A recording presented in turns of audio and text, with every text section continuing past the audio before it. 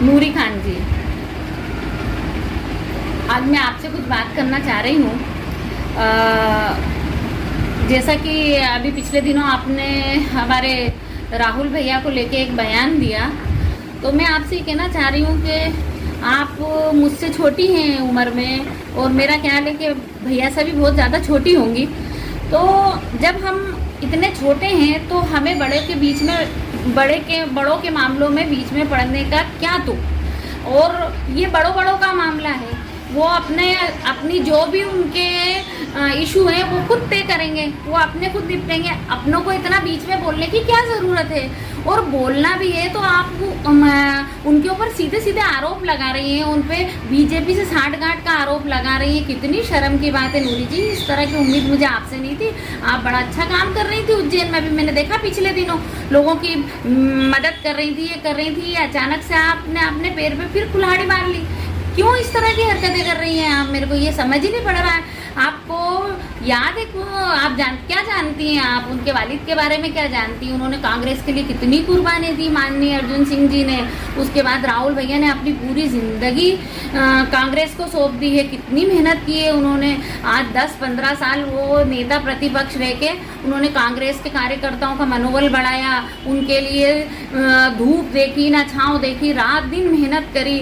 उसके बाद आप देखें उनका इतिहास उठा के उन्होंने पिछले दिनों शिवराज सिंह चौहान, हमारे जो कथित मामा जी हैं, उनका नाक में दम कर रखा था। कितने घोटाले उजागर करे उन्होंने, टेंडर घोटाला हो, व्यापम घोटाला हो, कितने भी और भी कई अन्य घोटाले थे, सारे घोटाले उन्होंने पर्दाफाश करा है। आप उनकी कुर्बानियों को कैसे भुला सकती हो? आप एक बार अगर स्टडी कर लेती ना अच्छी तरह से राहुल भैया की ज़िंदगी के बारे में, तो मेरा ख्याल है आप इस तरह का बयान नहीं दे पाती।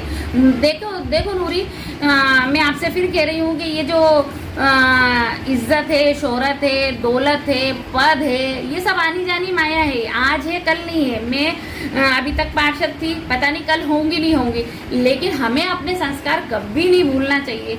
हमें हमेशा ये याद रखना चाहिए कि हम किसके बारे में क्या बात कर रहे हैं, और उस इंसान की हमारे कांग्रेस के लिए, हमारे देश के लिए क्या कुर्बानी है। इस चीज़ को ध्यान में रख के हमेशा बात करना चाहिए। आपने वो कहावत सुनी होगी कि कुम्हार हमेशा फूटी हांडी में खाता है।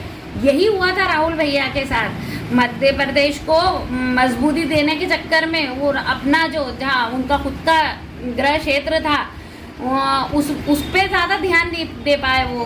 तो ये सब चीज़ें आप देखना चाहिए। अगर वो नहीं होते तो आज मध्य प्रदेश में सरकार बनना बहुत मुश्किल होती। मैं तो आपसे बड़े होने के नाते आपको ये बात समझा रही हूँ कि कोई भी ऐसी बात ना करें जिससे कि हम देखो, आप और मैं दोनों इस्लाम धर्म को फॉलो करते हैं, और हमारा इस्लाम क्या कहता है? हमारा इस्लाम कहता है कि दो लड़ने वालों को अगर आप सुलह कराते हैं तो एक हज का सवाब है।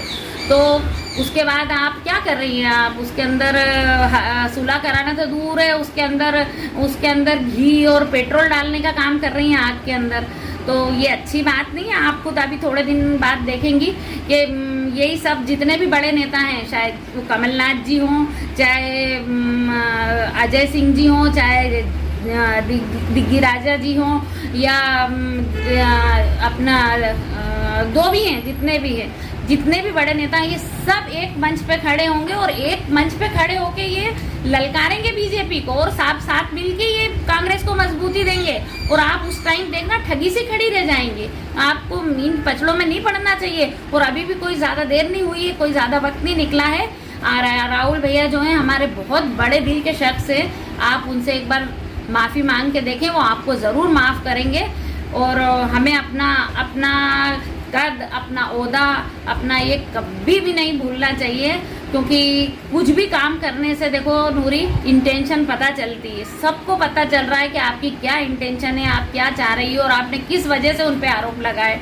ऐसा नहीं है कि एक इंसान की नज़रों में चढ़ने के लिए आप दूसरे इंसान के ऊपर खाक डाल रहे हैं, तो ये बहुत बुरी बात है। और मैं आपके इस बयान की निंदा करती हूँ, और मैं चाहती हूँ आपसे, और मैं तो आदरणीय कमलनाथ जी से भी निवेदन करना चाहती हूँ कि आपकी हाइट के जो भी बड़े नेता हैं, आपके बारे में कोई भी छोटा कार्यकर्ता इस तरह की बातें करता है तो आप तुरंत उस पर एक्शन लें। और ये एक्शन माननीय राहुल जी को भी लेना चाहिए और प्रियंका गांधी जी को भी लेना चाहिए और सोनिया गांधी जी को भी लेना चाहिए। बहुत गलत बात है, किसी के बारे में इस तरह से बातें और पर्सनल बातें भी आपने की, इस तरह की बातें नहीं करना चाहिए। रूबीना इकबाल खान, वार्ड 39 इंदौर से पार्षद हूँ मैं।